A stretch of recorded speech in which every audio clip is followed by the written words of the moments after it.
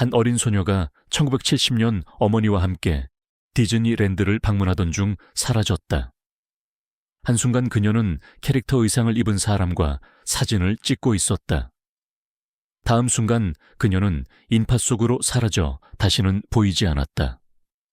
수년간의 필사적인 수색에도 불구하고 모든 단서는 막막해졌고 이 사건은 또 다른 미해결 미스터리가 되었다. 하지만 20년 후 남부 캘리포니아를 강타한 심각한 홍수 이후 테마파크 근처의 땅을 확인하던 한 농부가 말라버린 하수 수로에 반쯤 묻혀있는 충격적인 무언가를 발견한다. 실종된 소녀에게 정말로 무슨 일이 일어났는지에 대한 충격적인 진실을 마침내 밝혀줄 증거였다. 아침 햇살은 캘리포니아 부에나파크에 있는 김미란의 소박한 아파트의 얇은 커튼을 거의 뚫지 못했다. 한때 흰색이었던 벽은 세월과 함께 누렇게 변했고 리놀륨 바닥은 수년간의 발자국으로 다른 흔적을 보였다. 옆집에서 들려온 큰 쿵소리가 그녀를 깨웠다. 그리고 나서 바닥을 가로질러 가구를 끄는 소리가 들렸고 그 뒤를 이어 낮게 속삭이는 목소리들과 가끔 무언가가 떨어지는 소리가 들렸다. 또 새 이웃이 이사 왔구나. 미라는 깊게 한숨을 쉬며 움직일 때마다 삐걱거리는 좁은 침대에서 몸을 일으켰다. 20년 동안 그녀의 영원한 동반자였던 가슴의 무게가 오늘 아침 더 무겁게 짓눌렀다. 그녀를 진정으로 괴롭힌 것은 소음이 아니었다. 그것은 소리들이 상징하는 것이었다. 앞으로 나아가는 삶. 사람들은 새롭게 시작하는데 그녀는 시간 속에 얼어붙은 채 남아있었다. 1970년 그 끔찍한 날, 8살 서연이가 지상에서 가장 행복한 곳이어야 할 디즈니랜드에서 사라진 그날에 갇혀 있었다. 옆집의 소란을 들으며 기억들이 밀려왔다. 그녀는 집을 소유하고 있었다. 마당과 침실 2개, 차고가 있는 진짜 집. 여기서 멀지 않은 동네에 있었다. 하지만 집은 이제 사라졌다. 재정적 부담이 너무 커졌다. 수색을 위해 일을 쉬고 사설 탐정을 고용하고 전단지를 인쇄하는 것. 모든 것이 쌓였다. 돈보다 더 중요한 것은 그 집이 고통의 박물관이 되어버렸다는 것이다. 이 아파트로 이사하는 것은 그녀가 치유하고 마침내 놓아주는 데 도움이 되어야 했다. 하지만 서연의 얼굴은 여전히 매일 밤 그녀의 꿈에 나타났다. 그리고 깨어있는 시간 동안 그녀는 거리에서 스쳐가는 모든 금발 소녀에게서 딸을 보았다. 20년이 지났지만 상처는 마치 어제 일어난 것처럼 생생했다. 그녀는 욕실로 향하며 몸을 씻고 새 이웃들에게 자신을 소개하는 것도 좋겠다고 생각했다.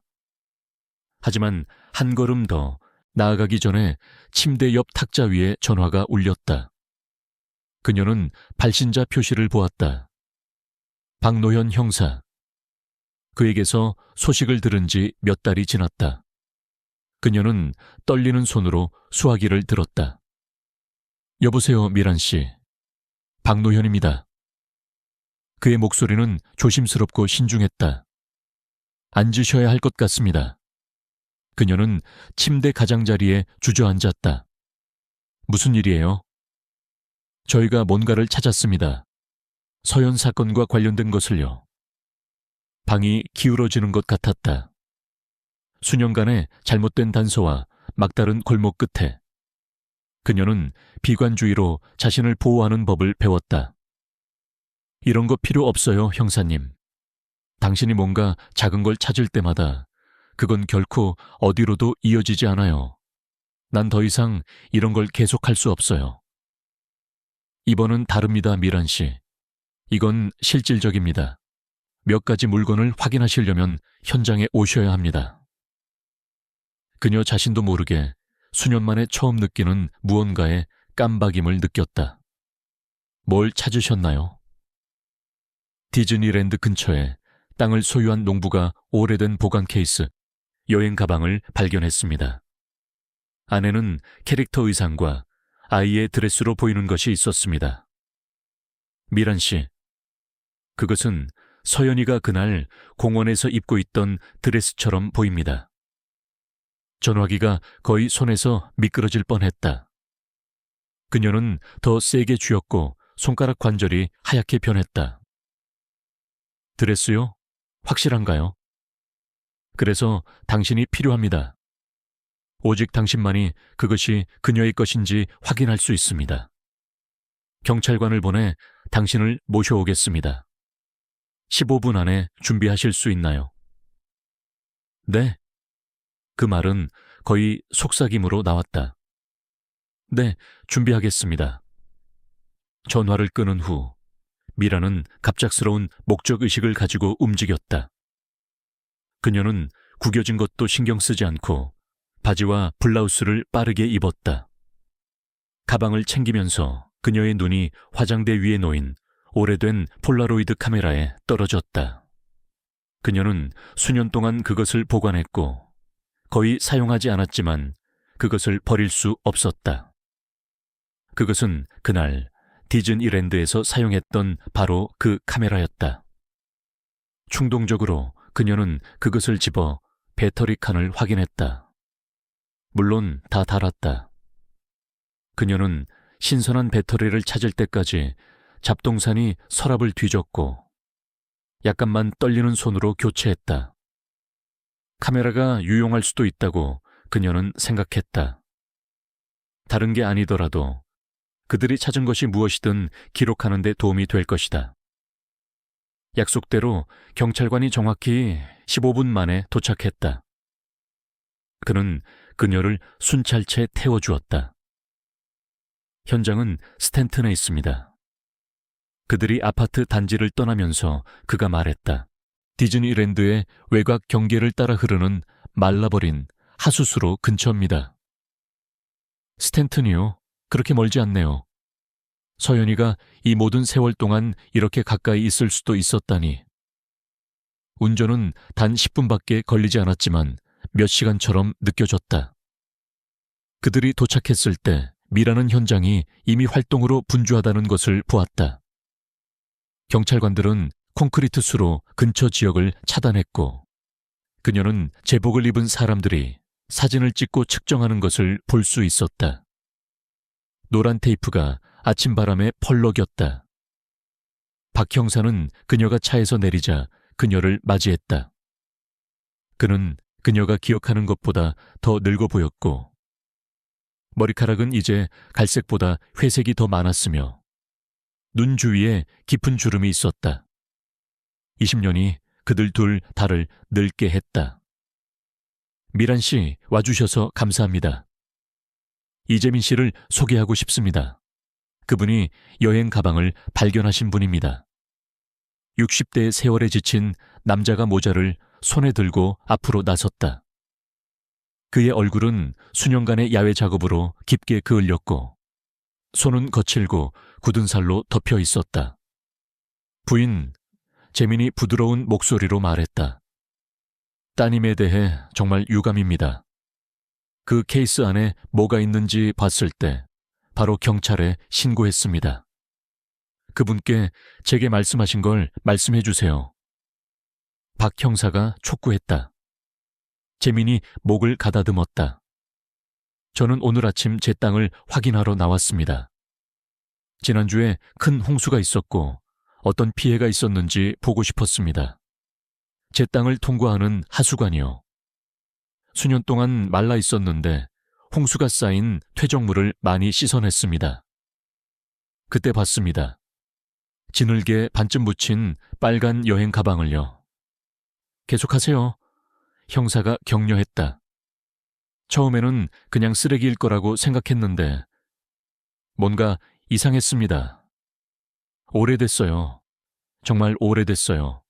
열었을 때 그는 침을 삼키며 말을 멈췄다. 안에 의상이 있었어요. 테마파크에서 입는 것 같은 토끼 의상이요.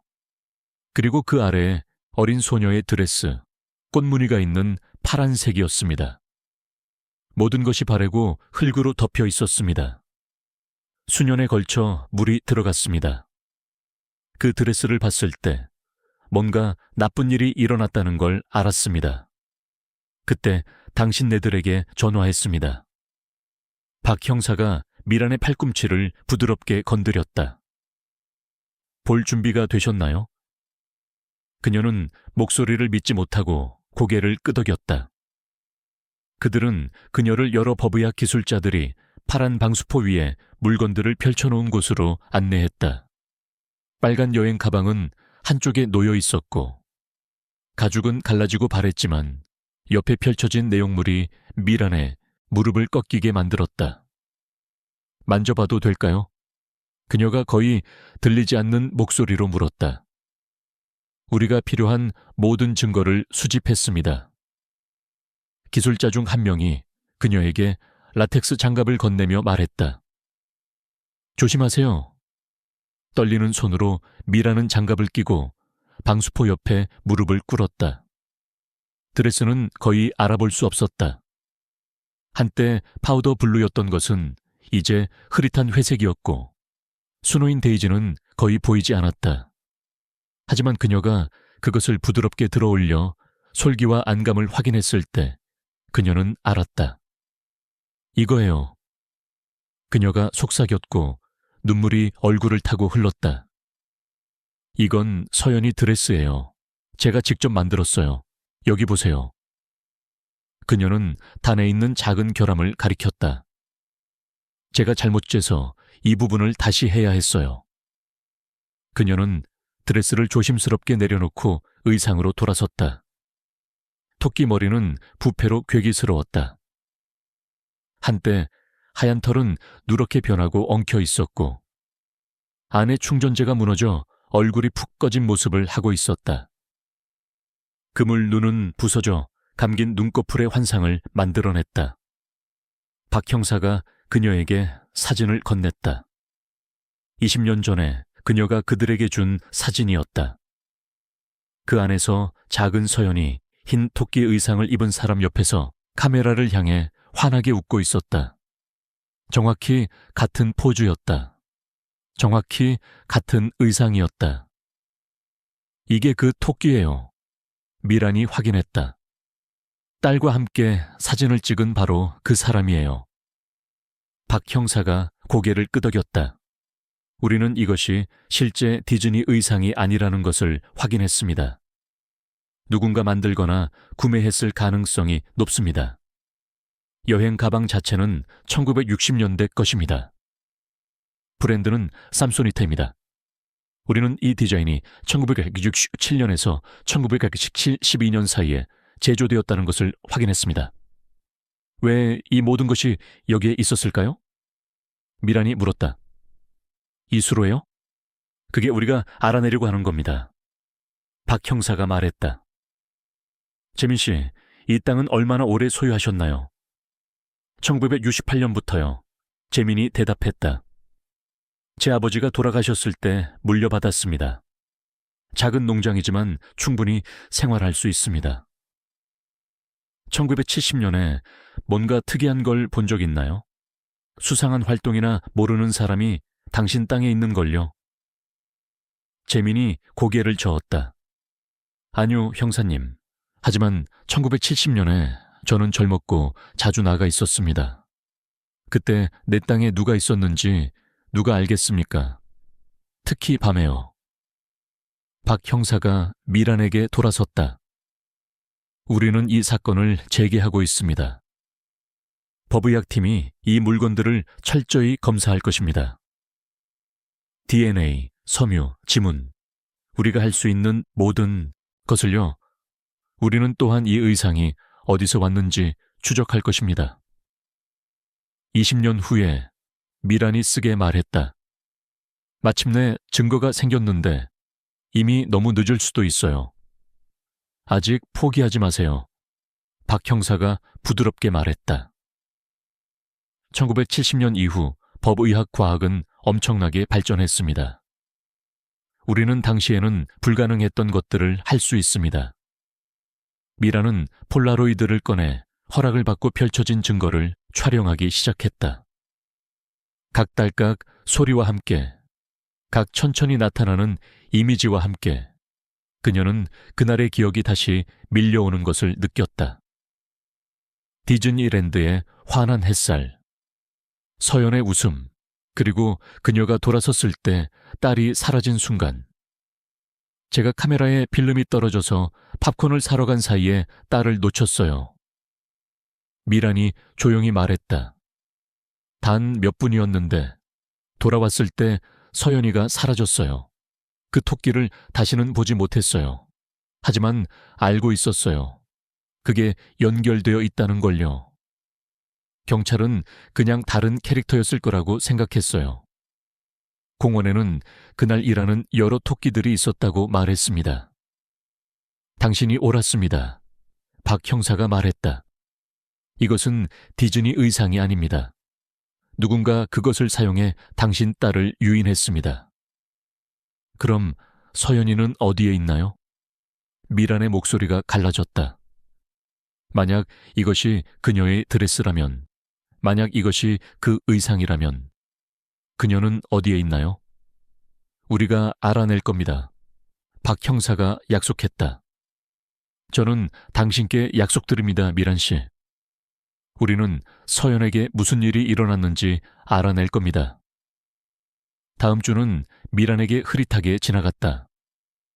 그녀는 아파트에 앉아 전화가 올 때마다 뛰어올랐다. 뉴스는 발견에 대해 보도했다. 20년 된 미스터리 재개 헤드라인이 읽혔다. 하지만 미란은 TV를 끌 수밖에 없었다. 추측이 너무 많았고 답은 너무 적었다. 법의학 결과가 나오는데 2주가 걸렸다. 박 형사가 미란의 아파트로 직접 왔다. 앉으세요. 그가 진지하게 말했다. 좋지 않은 소식이에요. 미란이 물었다. 그녀의 손이 떨렸다. 복잡한 소식입니다. 드레스에서 서연의 DNA가 나왔습니다. 틀림없이 그녀가 입었던 겁니다. 하지만 우리는 또한 다른 DNA 샘플, 남성의 것을 발견했습니다. 의상과 가방 손잡이 모두예요. 누구 건가요? 그게 문제입니다. 그것은 우리 데이터베이스에 어떤 것과도 일치하지 않습니다. 이 사람은 범죄 기록이 없습니다. 또는 적어도 지문이나 DNA가 채취된 적이 없습니다. 미란이 주저앉았다. 그럼 또 막다른 골목이네요. 꼭 그런 건 아닙니다. 우리는 의상 자체를 추적하고 있습니다. 그것은 아마추어가 만든 것이지만 잘 만들어졌습니다. 사용된 직물은 1960년대 후반에 인기가 있었습니다. 우리는 그 지역의 직물 가게, 의상 대여점, 심지어 보관시설, 경매까지 확인하고 있습니다. 경매요? 네, 사람들이 보관 비용을 지불하지 않을 때 시설은 내용물을 경매로 팔리다. 우리는 1968년에서 1970년 사이에 이 지역에서 열린 모든 보관시설, 경매 기록을 수집하고 있습니다. 그건 바늘을 건초더미에서 찾는 것 같네요. 그럴 수도 있습니다. 박 형사가 인정했다. 하지만 우리가 가진 유일한 단서입니다. 미라는 폴라로이드 카메라를 다시 꺼냈다. 제가 다른 사진들을 찾았어요. 그녀가 말했다. 그날부터요. 서연이가 그 토끼와 함께 찍은 사진들이요. 여기 있어요.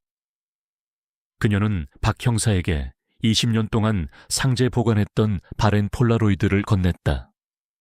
3장의 사진이었다. 각각에 서연이 토끼 옆에 서 있었다. 첫 번째는 그녀가 카메라를 향해 웃고 있었다. 두 번째는 토끼가 그녀를 안아주고 있었다. 세 번째는 그녀가 토끼의 손을 잡고 있었다. 가까이서 보세요. 미란이 말했다. 세 번째 사진에서 토끼의 손목에 뭔가 보여요. 박 형사가 사진을 면밀히 조사했다. 시계처럼 보이네요. 아니, 팔찌요. 저도 그렇게 생각해요. 확대할 수 있나요? 우리 실험실로 가져갈게요. 그들은 이미지를 향상시킬 수 있을 겁니다. 이틀 후 박 형사가 다시 전화했다. 우리가 뭔가를 발견했습니다. 토끼의 손목에 있는 팔찌요. 그것은 실제로 의료경보 팔찌입니다. 우리는 그것을 충분히 향상시켜 일부 문자를 읽을 수 있었습니다. 알레르기, 페니실린이라고 적혀 있습니다. 그게 그 사람을 좁힐 수 있나요? 잠재적으로는요. 우리는 병원 기록을 확인하고 있지만 환자 개인 정보로 인해 어렵습니다. 하지만 그것은 단서입니다. 몇 주가 몇 달로 변했다. 미라는 업데이트를 받았지만 모두 점진적이었다. 의상 재료를 추적했습니다. 수백 곳에서 판매되었습니다. 경매 기록을 검토했습니다. 수천 건의 거래였습니다. 의료 기록을 확인했습니다. 수천 명의 사람들이 페니실린 알레르기가 있었습니다. 1991년 봄이 되어서야 돌파구가 왔다. 박 형사가 미란의 아파트 문을 두드렸다. 그의 표정이 모든 것을 말해주었다. 우리가 그를 찾았습니다. 미란의 숨이 막혔다. 누구요? 이름은 한상구입니다. 23세입니다. 그는 1968년에서 1970년까지 당신 아파트 건물에 살았습니다. 당신과 같은 유닛이요. 제 아파트에서요? 네. 이사 나간 후에도 그는 정기적으로 돌아왔습니다. 이웃들이 그가 밖에서 배회하는 것을 본 적이 있다고 말했습니다. 그들은 그가 단지 향수를 느꼈다고 생각했습니다. 어떻게 그를 찾았어요? 젊은 남자 한 명이 나타났습니다. 김민준이라는 이름입니다. 그는 컴퓨터를 가지고 있고 보관시설 경매를 추적하는데 도움을 주고 있었습니다. 그의 기록에서 1969년 경매를 찾았는데 한상우라는 남자가 구매했습니다. 우리가 그를 추적했을 때 그는 산타나 근처의 낡은 집에 살고 있었습니다. 우리가 수색 영장을 실행했을 때 더 많은 것을 찾았습니다. 뭘요? 사진들입니다. 당신과 서연의 사진들이요. 수백 장이요. 그는 당신을 스토킹하고 있었습니다. 미라는 몸이 떨렸다. 서연은요? 그녀는 어디에 있나요? 박 형사가 주저했다. 그는 우리에게 말하지 않을 것입니다. 그는 변호사를 요청했고 침묵을 지키고 있습니다. 하지만 우리는 그의 집을 샅샅이 뒤지고 있습니다. 만약 그녀에 대한 어떤 증거라도 있다면 우리가 찾을 겁니다. 그를 보고 싶어요. 미란 씨, 그건 좋은 생각이 아닙니다. 나는 신경 안 써요. 그를 보고 싶어요. 박 형사가 한숨을 쉬었다. 알겠습니다. 주선해드리죠. 이틀 후 미라는 면회실에 앉아 있었다. 유리가 그들을 분리했고 전화기가 양쪽에 걸려 있었다. 한상구가 들어왔을 때 그녀는 구역질을 느꼈다. 그는 평범해 보였다. 평균 키에 갈색 머리, 사람들 사이에서 사라질 수 있는 얼굴. 하지만 그의 눈에는 뭔가 잘못된 것이 있었다. 그는 전화기를 들었고 그녀도 그렇게 했다. 안녕하세요, 미란 씨. 그가 말했다. 그의 목소리는 차분했고 거의 친근했다. 오랜만이네요. 내 딸은 어디 있어요? 직진적이네요. 그게 마음에 드네요. 대답해요. 서연은 어디 있어요? 안전해요. 그가 말했다. 그게 당신이 알아야 할 전부예요. 안전해요? 당신이 그녀를 납치했어요. 그녀는 20년 동안 실종되었어요. 납치했다고요? 한상구가 웃었다. 그게 당신이 그걸 부르는 거예요? 저는 그녀를 구했어요. 뭐라고요? 당신은 그녀를 제대로 돌보지 않았어요. 그가 말했다. 당신은 항상 일하고 있었어요. 그녀를 혼자 두었죠. 그녀는 관심이 필요했고 사랑이 필요했어요. 그래서 제가 그녀를 데려갔어요. 당신은 미쳤어요. 아니요, 저는 명료해요. 아마도 처음으로요. 그녀가 어디 있는지 말해요. 제발요. 한상구가 그녀를 오랫동안 쳐다보았다. 그녀는 행복해요. 그가 마침내 말했다. 그게 당신이 알아야 할 전부예요. 그녀가 행복하다고요. 그녀는 납치되었어요. 그녀는 사랑받고 있어요. 한상구가 말했다. 그리고 그게 중요한 전부예요. 미란이 전화기를 내려놓고 싶었지만 그럴 수 없었다. 제발. 그녀가 속삭였다. 그녀가 어디 있는지만 말해줘요. 내가 그녀가 괜찮은지만 알게 해줘요. 한상구가 미소를 지었다. 그것은 차갑고 냉담한 미소였다. 아니요. 그리고 그는 전화기를 내려놓고 떠났다. 미라는 울면서 면회실에 앉아 있었다. 박 형사가 들어와 그녀를 위로하려 했지만 그녀는 그를 밀쳐냈다. 그는 그녀가 어디 있는지 말해주지 않을 거예요. 그녀가 말했다. 우리는 결코 그녀를 찾지 못할 거예요. 포기하지 마세요. 박 형사가 말했다. 우리는 계속 찾을 겁니다. 우리는 그를 계속 조사할 겁니다. 우리는 그녀를 찾을 겁니다. 하지만 몇 주가 지나고 몇 달이 지났지만 그들은 서연을 찾지 못했다. 한상구는 침묵을 지켰다. 그의 집은 사진들 외에는 더 이상의 증거를 드러내지 않았다. 수사가 막힌 것처럼 보였다. 그리고 1991년 여름 모든 것이 바뀌었다. 민주는 아버지 김일수가 운영하는 재단사 가게에서 일하고 있었다. 그는 청소를 하고 있었는데 먼지 투성이 상자를 발견했다. 안에는 오래된 스케치와 메모가 있었다. 그의 아버지의 고객들의 것이었다. 아빠, 이게 뭐예요? 왜요? 민준이 물었다. 일수가 상자를 살펴보았다. 오, 그건 수년 전 고객들의 오래된 기록들이야. 맞춤 작업. 나는 모든 것을 보관해. 혹시 알잖아. 누군가 돌아올 수도 있으니까. 민준이 스케치 중 하나를 집어들었다. 그것은 토끼 의상의 세부 도면이었다. 그의 심장이 빨리 뛰기 시작했다. 아빠, 이거 언제 만드셨어요? 일수가 스케치를 보았다. 1969년인가. 남자가 들어와서 토끼 의상을 만들어달라고 했어. 디즈니 것처럼 보이지만 정확히 같지는 않다고 해냈지. 좋은 돈을 지불했어. 왜 그래? 이름이요? 그 남자 이름 기억하세요? 일수가 생각했다. 한 뭐였지? 한상우. 그래, 그거야. 한상우. 민준이 박 형사에게 전화했다. 그날 늦게 그들은 재단사 가게에 있었고 스케치와 메모를 조사하고 있었다. 이게 증거입니다. 박 형사가 말했다. 그는 의상을 맞춤 제작했습니다. 그는 이것을 계획했습니다. 하지만 그것만으로는 서연이 어디 있는지 알 수 없어요. 미란이 말했다. 아니요. 박 형사가 인정했다. 하지만 그는 그가 그것을 계획했다는 것을 증명합니다. 그리고 그는 우리에게 더 많은 것을 찾을 동기를 줍니다. 그들은 한상우의 과거를 더 깊이 파고들었다. 그들은 그가 1970년 이후 여러 번 이사했다는 것을 발견했다. 산타나의 집은 그의 세 번째 거주지였다.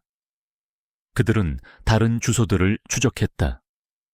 첫 번째 집은 철거되었다. 두 번째는 이제 다른 가족이 살고 있었다. 하지만 세 번째는 흥미로웠다. 그것은 스탠튼의 외딴 지역에 있었다.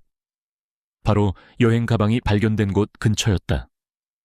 한상구는 그곳에서 1972년부터 1978년까지 살았다. 그는 거기 있었어요. 미란이 말했다. 그는 가방 근처에서 살았어요. 그가 그것을 거기에 묻었을 거예요. 하지만 왜 그랬을까요? 박 형사가 물었다. 왜 의상과 드레스를 버렸을까요? 그가 이사하고 있었기 때문이에요. 미란이 말했다. 그리고 그것들을 가지고 갈 수 없었어요. 너무 위험했어요. 그들은 그가 1978년에 떠난 이후 집이 어떻게 되었는지 조사했다. 그것은 몇 번 매각되었다. 현재 소유주는 그것을 임대 부동산으로 사용하고 있었다. 박 형사가 그 집을 방문했다. 그것은 낡고 소홀히 관리된 곳이었다. 하지만 지하실에서 그들은 뭔가를 발견했다. 벽 뒤에 숨겨진 작은 방이었다. 여기 봐요. 기술자 중 한 명이 말했다. 벽 뒤에 뭔가가 있어요. 그들은 벽을 부셨다. 뒤에는 작은 방이 있었다. 안에는 오래된 침대, 테이블, 의자가 있었다. 그리고 벽에는 수백 장의 사진이 있었다. 모두 서연의 사진이었다. 미란이 그 방을 보았을 때 그녀는 무너졌다. 그가 그녀를 여기에 가뒀어요. 그녀가 속삭였다. 이 방에요. 얼마나 오래인지는 모르겠습니다. 박 형사가 말했다. 하지만 네, 그가 적어도 한동안 그녀를 여기에 가뒀던 것 같습니다. 그럼 그녀는 지금 어디에 있나요? 그것이 질문이었다. 한상구는 1978년에 집을 떠났다. 그는 서연을 어디로 데려갔을까? 그들은 계속 수사했다. 그들은 한상구가 1978년 이후 몇 번 더 이사했다는 것을 발견했다. 각 집은 그 전보다 더 외딴 곳에 있었다. 마지막 주소는 산타하나 밖에 산에 있는 오두막이었다. 그는 점점 더 고립되어 갔어요. 박 형사가 말했다. 아마도 발각되는 것을 두려워했을 거예요. 그들은 오두막으로 팀을 보냈다. 그것은 비어 있었다. 하지만 안에서 그들은 더 많은 증거를 발견했다. 옷, 책, 개인 물건들, 그리고 또 다른 사진들. 하지만 이 사진들은 달랐다. 그들은 나이든 서연을 보여주었다. 10대 소녀, 그리고 젊은 여성. 미란이 사진들을 보았을 때 그녀는 울었다. 그녀가 살아있어요. 그녀가 속삭였다. 제 딸이 살아있어요. 네, 박 형사가 말했다. 그리고 우리는 그녀를 찾을 겁니다. 하지만 어떻게? 한상구는 여전히 침묵을 지키고 있었다. 그리고 오두막은 수년 동안 비어 있었다. 그런 다음 그들은 돌파구를 얻었다. 민준이 오두막 근처 지역을 연구하고 있었다. 그는 작은 마을인 것을 발견했다. 그리고 그 마을에는 식료품점이 있었다. 만약 그가 거기 살고 있었다면 민준이 말했다.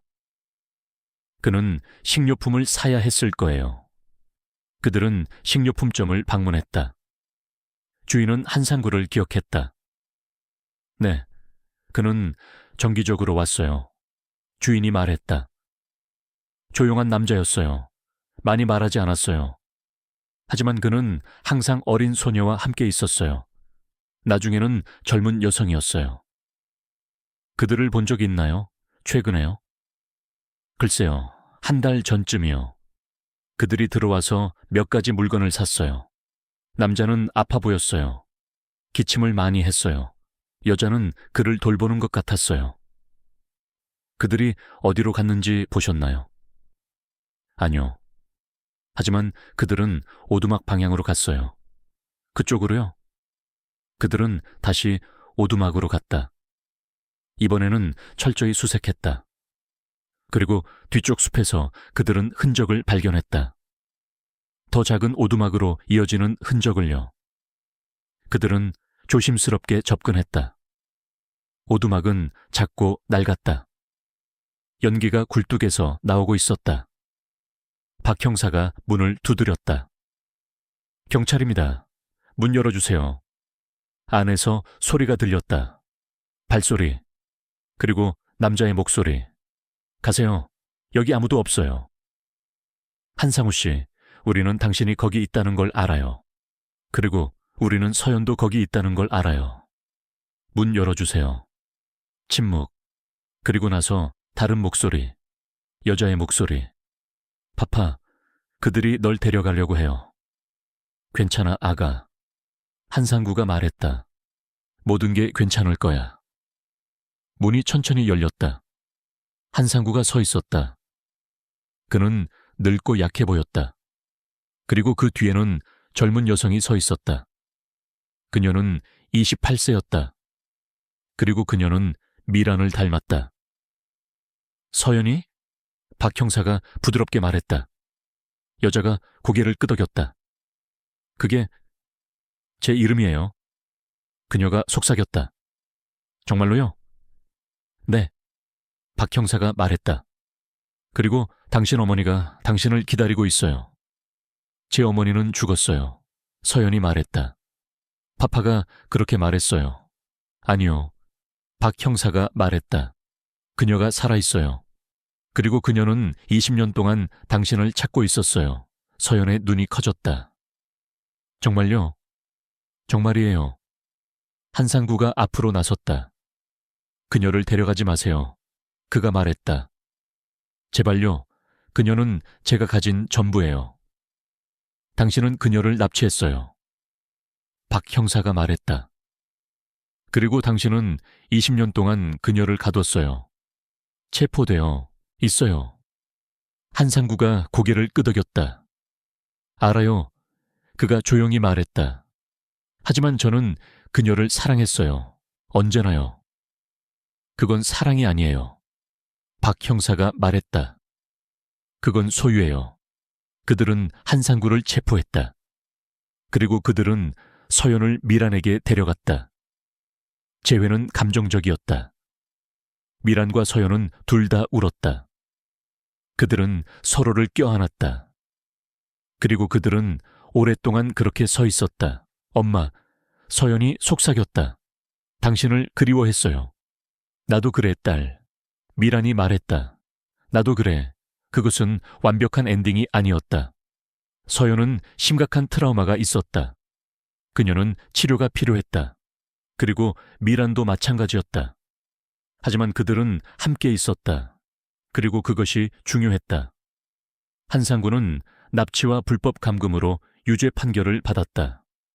그는 종신형을 선고받았다. 그는 1년 후 감옥에서 폐암으로 사망했다. 미란과 서연은 함께 새로운 삶을 시작했다. 쉽지 않았다. 하지만 그들은 함께했다. 그리고 민준과 일수의 도움으로 그들은 점차 치유되었다. 수년 후 미란은 폴라로이드를 꺼냈다. 그녀는 서연, 민준, 일수와 함께 사진을 찍었다. 그들은 모두 웃고 있었다. 그리고 미란은 그 사진이 마침내 새로운 시작을 나타낸다는 것을 알았다. 사진이 천천히 나타났다. 그리고 미란은 미소를 지었다. 20년 동안 그녀는 어둠 속에서 살았다. 하지만 이제 마침내 빛이 있었다. 그리고 그것으로 충분했다.